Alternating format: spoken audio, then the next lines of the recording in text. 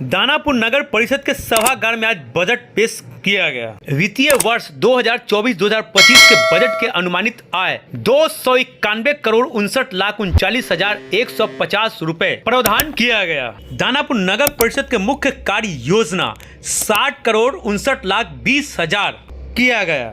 जल जमाव से निजात दिलाने के लिए बरसाती नाला उराही और मरम्मत कार्य के लिए बजट 6 करोड़ 5 लाख रुपए, जबकि छोटे नाली एवं उराही के मरम्मत के लिए 80 लाख रुपए के साथ ही जल जमाव से निपटने हेतु उपलब्ध जल निकासी पंपों अलावा अतिरिक्त जल निकासी पंपों के किराए पर लेने हेतु बजट 6 करोड़ 5 लाख रुपए का बजट पेश किया गया। सड़क पुल पुलिया निर्माण हेतु 1 करोड़ 81,50,000 रुपए तथा उसके रख रखाव के लिए 2 करोड़ 71,50,000 रुपए का प्रावधान किया गया। कुआं, तालाब, जीर्णोद्वार तथा हैंडपंप की मरम्मती के लिए 1 करोड़ 25,90,000 का प्रावधान किया गया। नगर परिषद द्वारा कई सारी कार्य योजना में हुई बजट पेश में कार्य को गंभीरता से समझना पड़ा सभी माननीय पार्षदों को। तो बड़ा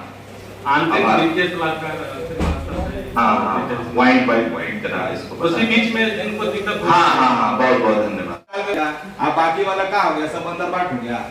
हम ये जानना चाह रहे हैं कि जब इस बोर्ड की गठन हुई तभी तक, उससे पूर्व में तो हम नहीं जानते हैं कौन थे नहीं थे, कि जब हमारा गठन हुआ, इस बोर्ड का गठन हुआ, तब क्या हुआ?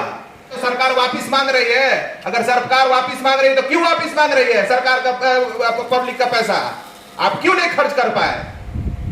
इसका जवाब आप दीजिए। ये खर्च तो हुआ जो सरकारी पैसा है, जैसे 7 निश्चय का कुछ योजना है, वो पैसा लौट रहा है, तो क्यों लौट रहा है ये सदन को बताइए। ये तो आप तो पदाधिकारी आपके बताएंगे। आप बजट का भी जो मामला है, उस मामले में किस किस चीज में कितना खर्च हुआ और कितना बचा, तो क्यों बचा? कार्यालय के द्वारा जो है क्रियान्वयन होना है। तो वित्तीय वर्ष 23 और 24 का आप बता रहे हैं, तो हम लोग वित्तीय वर्ष का बता रहे हैं कि किन किन सेक्टर में कितना खर्च हुआ है। ये वर्ष 23 और 24 में ये कितना खर्च हुआ है, ड्रेनेज में कितना, रोड में हुआ है तथा अन्य में कितना खर्च हुआ। हम ये जानना चाहते हैं कि जितने पार्षद हम लोग चुन के आए, तो हम लोग अपने सेशन में जो कार्य किए, लोगों ने कहीं कोई काम किया, कार्य किया? नहीं किया। कार्य जब नहीं किया तो भुगतान किस चीज का? बैक पेंडेंसी का हो सकता है आपने कार्य किया होगा, बैक का, तो back pendency is not the issue. 1 साल में हम लोगों ने एक टेंडर का भी निष्पादन नहीं किया। और एक ये बहुत बड़ा विडंबना का बात यह है कि जो टेंडर किया गया था उसको भी हम लोगों ने रिजेक्ट कर दिया।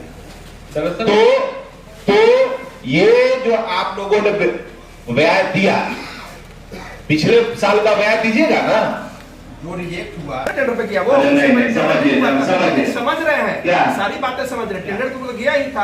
अब इससे पहले आप उसको प्रशासनिक स्वीकृति भी नहीं करवाए हुए थे। आप समझिए पहले चीजों को। आप प्रोसीडिंग का कॉपी निकलवाइए। क्या आप देखे हुए हैं? ऐसे ही बोल दिए। टेंडर क्यों कैंसिल हुआ? क्यों कैंसिल हुआ? नहीं, आप ऐसे ही बोल दिए। हम लोग आए, किस वार्ड का था? नहीं, हर वार्ड। अरे सर, आप बात को समझिए। 3 साल से वो जो पैसा समझा जाए, ऐसे ही कुछ बोल देने से कुछ नहीं होगा। चीजों को समझिए। वो सशक्त सरकारी समिति से, जनरल बॉडी से पास, समझिए, चीजों को समझना नहीं है। इससे कर लेंगे जनरल बॉडी से। नहीं, उसमें सारा योजना को टीएस किया हुआ था। ठीक है, आप ऐसे ही कुछ कर रहे हैं। उसकी प्रशासनिक स्वीकृति किससे लेनी चाहिए? अलग, उसकी अलग मत ही होती है। क्यों कैंसिल? ईओ साहब इनको समझाया जाए, माननीय पार्षद को कृपया इनको समझाया जाए। नहीं होता तो नहीं समझ पा रहे हैं तो मीटिंग के बाद एक अलग चेंबर में इनको आधा घंटा समय देके अलग से समझाया जाए। क्यों कैंसिल प्रेशर बढ़ा देना?